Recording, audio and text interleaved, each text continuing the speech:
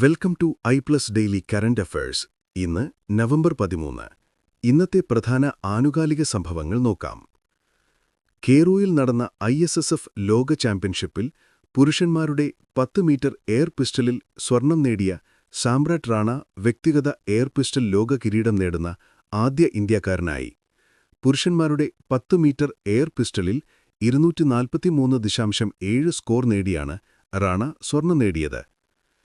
Indian സർക്കാരിന്റെ line of credit സഹായത്തിന് കീഴിൽ ധനസഹായം നൽകുന്ന ഒരു പദ്ധതിയായ ഹനിമാധു അന്താരാഷ്ട്ര വിമാനത്താവളം മാലിദ്വീപ് പ്രസിഡന്റ് മുഹമ്മദ് മുയിസു ഉദ്ഘാടനം ചെയ്തു. രാജ്യത്തിന്റെ വടക്കൻ പ്രദേശത്തിന്റെ സമൃദ്ധിയിലേക്കുള്ള കവാടം എന്നിതിനെ വിശേഷിപ്പിച്ചു.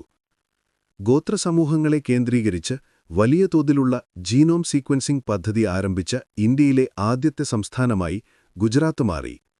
ജീനോം ഇന്ത്യ സംരംഭത്തിന് കീഴിൽ ഗുജറാത്ത് ബയോടെക്നോളജി റിസർച്ച് സെന്റർ